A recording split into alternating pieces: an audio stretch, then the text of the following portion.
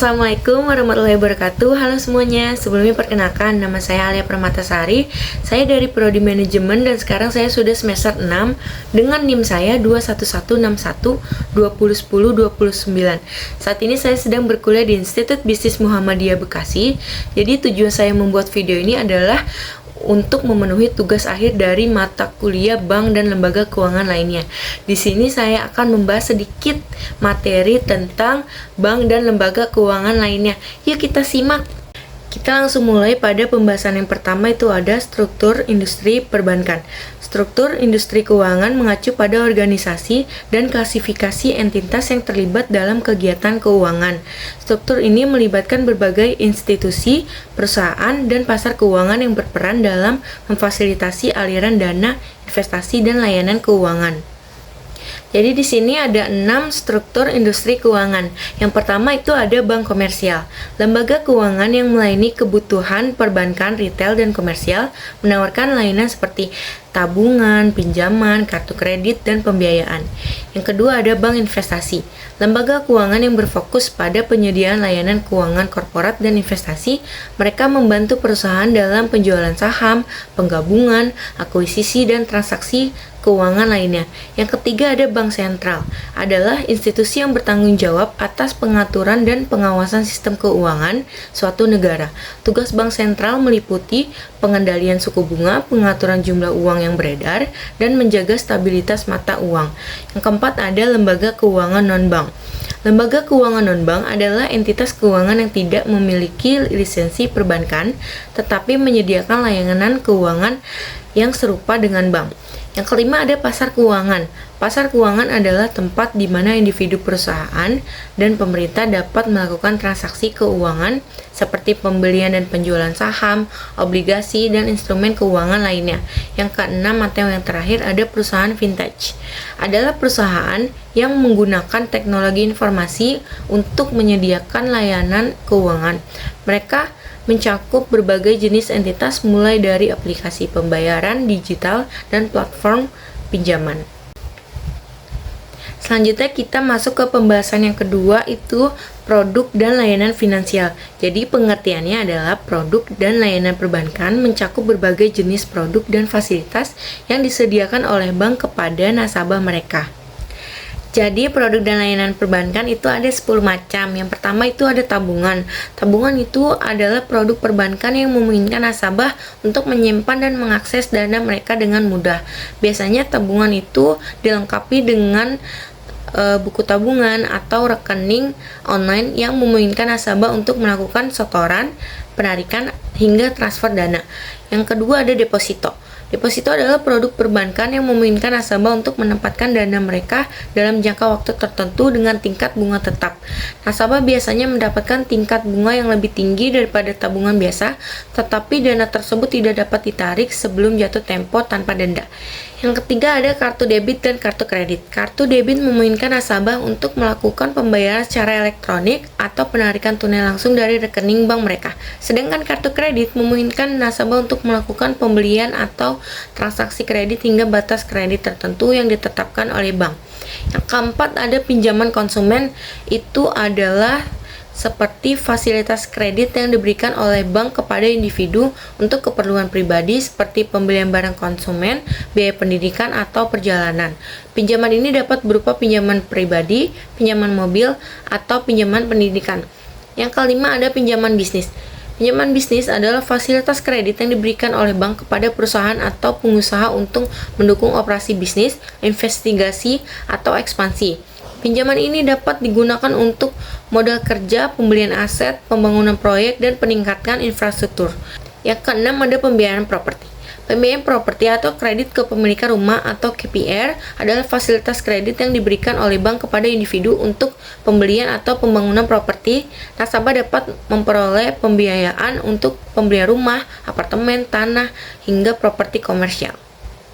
Yang ketujuh ada investasi dan manajemen aset.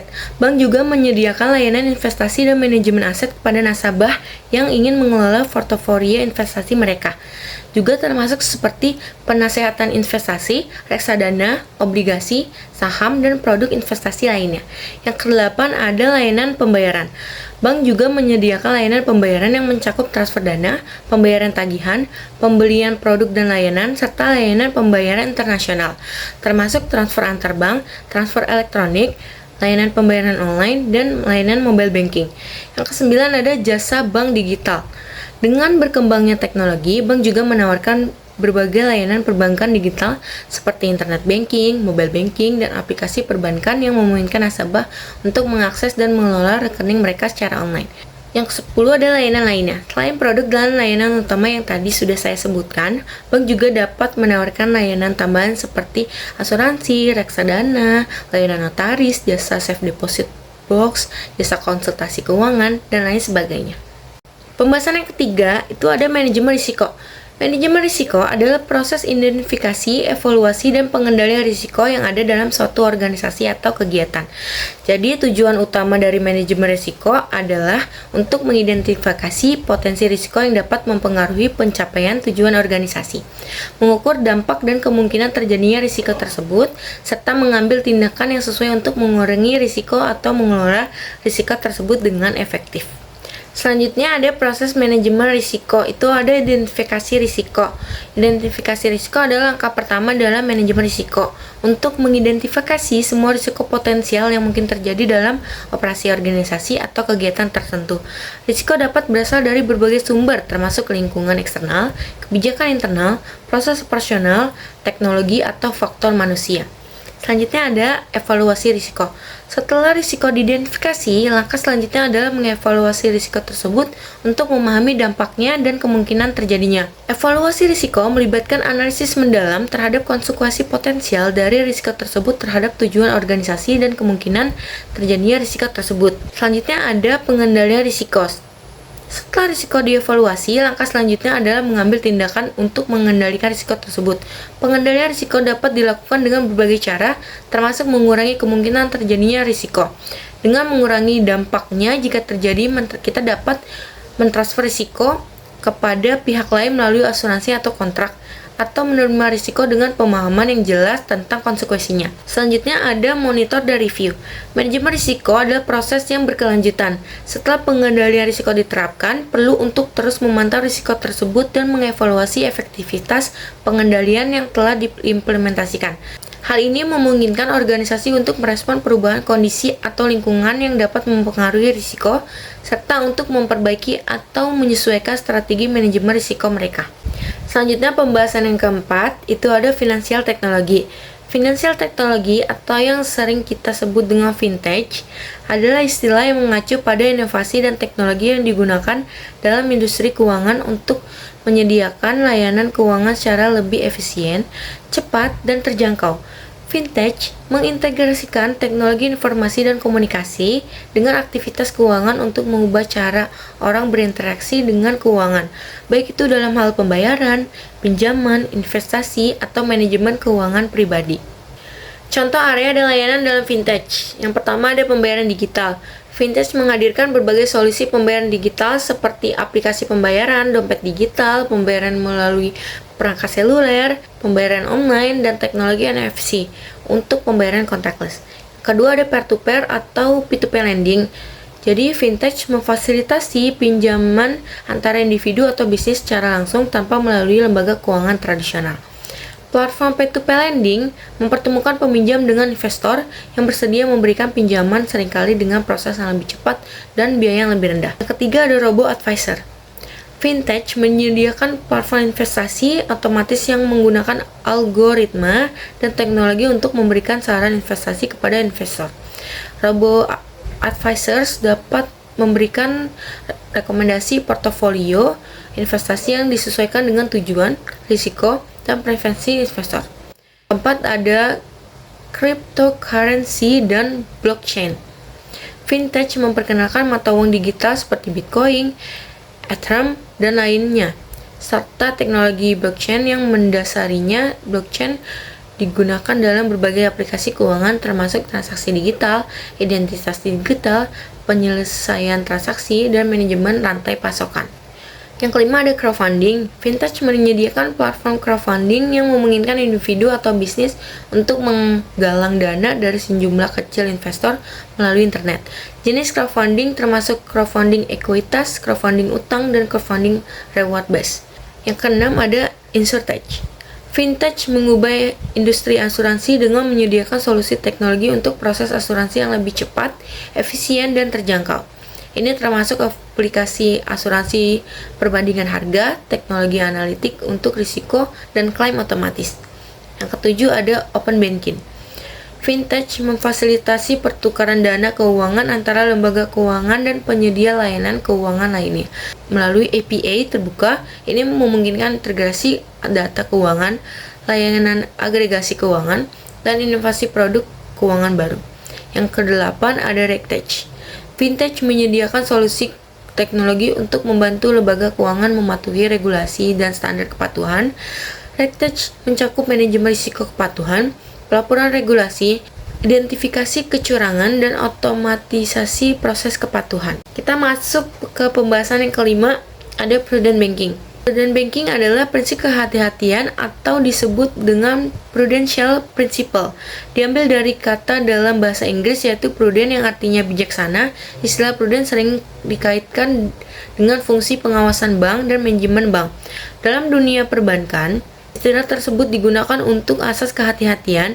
Oleh karena itu, di Indonesia muncul pengawasan bank berdasarkan asas kehati-hatian, yang selanjutnya asas kehati-hatian tersebut digunakan secara meluas dalam konteks yang berbeda-beda.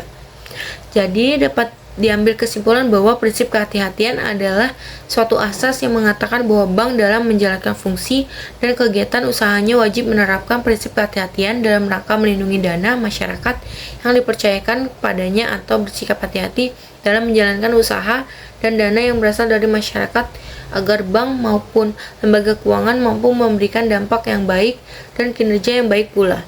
Pembahasan yang ke-6 ada keuangan global. Keuangan global merujuk pada segala aktivitas keuangan yang terjadi di tingkat internasional atau lintas batas negara. Ini mencakup segala hal yang berkaitan dengan aliran uang, investasi, perdagangan, dan kegiatan keuangan lainnya yang melintasi batas-batas nasional. Berikut adalah contoh aktivitas keuangan, itu ada perdagangan internasional.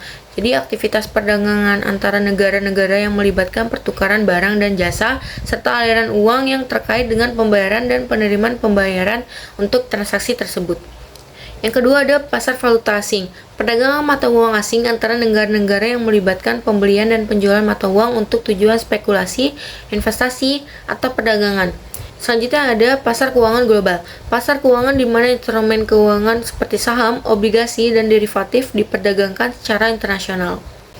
Jadi, kita sudah masuk ke pembahasan yang ketujuh atau ke pembahasan yang terakhir, yaitu perbankan konvensional versus perbankan syariah. Jadi di sini saya akan membahas persamaan dari perbankan konvensional versus perbankan syariah. Jadi pengertiannya itu meskipun perbankan konvensional dan perbankan syariah memiliki perbedaan mendasar dalam prinsip dan praktik operasional, namun keduanya juga memiliki beberapa persamaan. Yaitu persamaannya itu ada fungsi utama, sama-sama menerima dana dari nasabah dan memberikan pinjaman serta berbagai layanan keuangan lainnya. Terus yang kedua ada jasa dan produk, sama-sama menawarkan berbagai produk layanan keuangan seperti tabungan, pinjaman, kartu kredit, investasi, dan asuransi. Yang ketiga ada penggunaan teknologi, sama-sama memberikan layanan yang lebih baik kepada nasabah. Keduanya telah mengembangkan aplikasi perbankan digital, internet banking, dan layanan perbankan mobile. Jadi di sini saya juga akan membahas perbedaan perbankan konvensional versus perbankan syariah. Perbankan konvensional dan perbankan syariah memiliki beberapa perbedaan mendasar dalam prinsip operasional, struktur produk, dan manajemen risiko. Jadi ada beberapa perbedaan utamanya nih. Yang pertama itu ada prinsip operasional.